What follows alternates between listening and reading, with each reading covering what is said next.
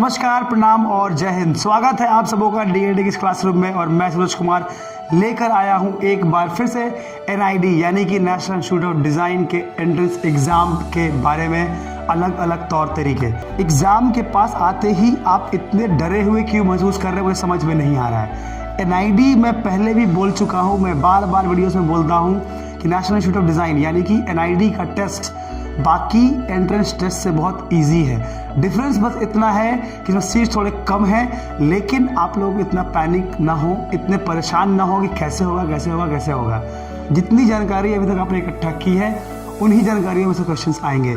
तो हम लोगों ने पहले ही सजेस्ट किया था कि जीके कैसे पढ़ना है, रीजनिंग कैसे पढ़ना है और मैथ्स कितना पढ़ना है, सब कुछ सजेस्ट कर चुके हैं हम लोग।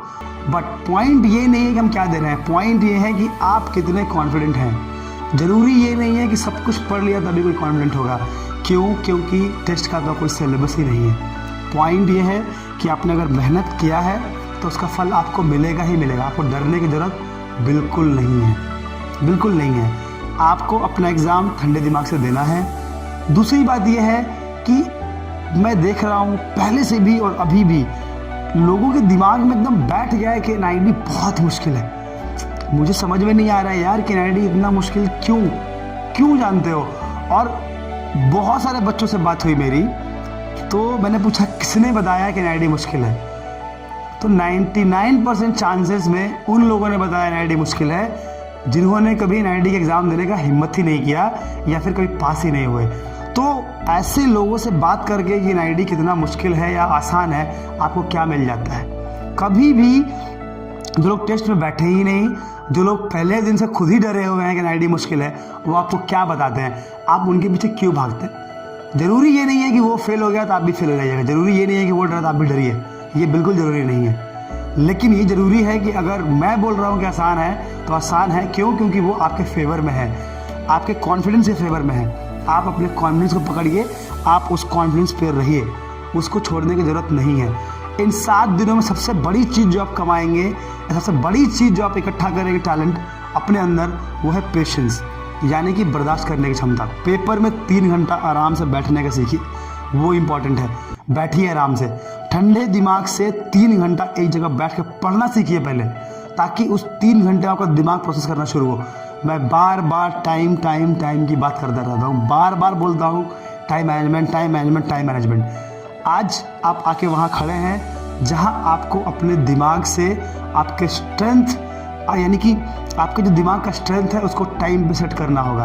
आज शाम में एक बच्चे से बात हुई जो कि बहुत डरा हुआ था। उसने पूछा कि 7 दिन में सर क्या कर सकते हैं? 7 दिन में तो आप कोई रॉकेट छोड़ नहीं सकते, लेकिन 7 दिन में आप ये कर सकते हैं कि एक टेस्ट पेपर या फिर कोई एक क्वेश्चन को आप उसको 2-3 बार सॉल्व करके ये देख सकते हैं कि क्या आपका दिमाग फास्ट प्रोसेस करने को रेडी है कि नहीं।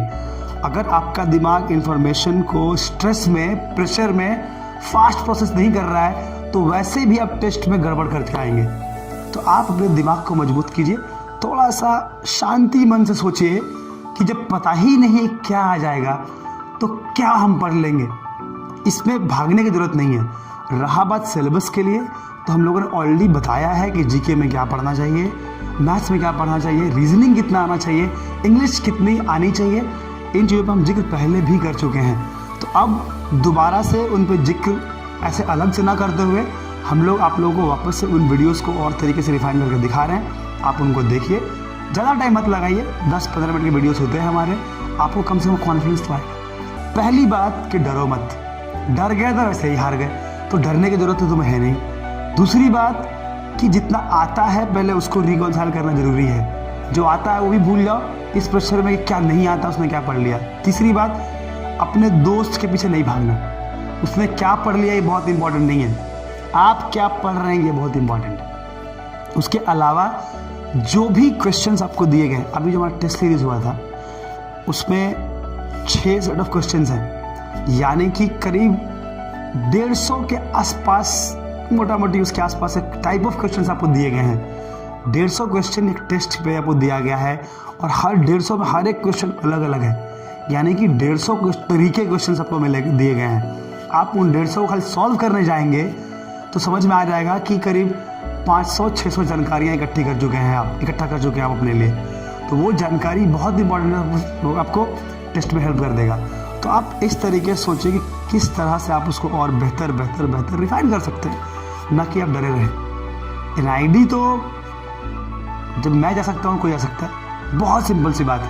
तो आपको इतना ज़्यादा हवा की जरूरत नहीं है कि NID इतना मुश्किल है, क्योंकि मैं देख रहा हूँ जितने लोगों से 4 दिन सर क्या होगा, 4 दिन क्या होगा, कुछ नहीं होगा यार, होगा वही जो होना है। जो टेस्ट में आप पढ़ के जा रहे हैं, आपको जितना आता है उतने ही का जवाब दे पाएंगे आप, जो नहीं आता जवाब नहीं दे पाएंगे, क्योंकि तुक्का चलता नहीं है और चोरी करने का संभावना आपको मिलेगा नहीं, वहाँ पे फ़र्क ही नहीं पड़ेगा। पॉइंट ये होगी कि जानकारी के होने के बावजूद भी क्या आप उतने टाइम में पेपर ख़त्म कर पाएंगे, ये बहुत इंपॉर्टेंट है। अभी क्या है, बहुत सारे बच्चे ड्राइंग बढ़िया बढ़िया करके भेज रहे हैं, यानी कि डिज़ाइन का जो पेपर है DATB, जो डिज़ाइन एप्टीट्यूड टेस्ट का पार्ट B है, उसके सोल्यूशंस खूब बढ़िया बढ़िया बच्चे सोल्यूशन बना के भेज रहे हैं। मैंने पूछा कितने घंटे लगाए, वो बोलते 1.5 घंटे में बनाया है सर। आप 1.5 घंटे में केवल एक क्वेश्चन सॉल्व कर रहे हैं, आपको इतनी समझ होनी चाहिए कि 1.5 घंटे में कम से कम 4 क्वेश्चन करने को आता है। वो 4 क्वेश्चन को करने की स्पीड आप कब लेके आएंगे, टेस्ट पेपर के दिन नहीं कर पाएंगे आप फेल हो जाएंगे। नहीं चाहते हुए भगवान न करे, लेकिन आप फेल हो ही जाएंगे। क्यों? क्योंकि आपने अपने आप टाइम को बनाया ही नहीं। इम्पॉर्टेंट ये है कि आप अपने आप को स्पीडअप करें इन 7 दिनों में, 5 दिनों में, जो भी टाइम बचा हुआ है, और जोश में आएँ, तरीके से काम करें और अपने आप को और मजबूत करें। डरने के बजाय आप अपना पॉजिटिव साइन देखिए। जो आपने नहीं पढ़ा उसके पीछे आप मत भागिए, जो पढ़ा है उसको और स्पीडअप कर लें, उन जानकारी को और बेहतर पॉलिश कर लें, ये बहुत इंपॉर्टेंट है। तो आप प्लीज़ समझिए, जानिए और हमारे वेबसाइट पे जाइए जिसका नाम है www.niftniduc.com। उसके अलावा लिंक्स नीचे दिए गए हैं, उसको क्लिक करेंगे तो वेबसाइट पे जाएंगे। वहाँ पर उसमें एक मेन्यू बना होगा, टेस्ट सीरीज़ करके होगा, वो भी देख सकते हैं आप। उसके अलावा NID स्पेशल करके एक टैब हम मेन्यू बना रहे हैं, जिसमें हम सारा का सारा वीडियो डाल देंगे और वहाँ से आपको बहुत सारा सपोर्ट मिल जाएगा। तो आपको डरने की ज़रूरत नहीं है। NID मुश्किल बिल्कुल नहीं है, बिल्कुल नहीं है, बिल्कुल नहीं है। आप डरिए मत, NID निफ्ट से 10 गुना आसान है। आप जाइए, बात को समझिए। क्यों? क्योंकि लॉजिक बेस्ड है और लॉजिक हर इंसान के अंदर होता है। सही जगह सही तरीके से अप्लाई करना इंपॉर्टेंट है, जो आपको टेस्ट में करना होगा। बाकी कैसे क्या करना होगा अगले वीडियोस में आऊँगा, मैं आपको बताऊँगा। जय हिंद।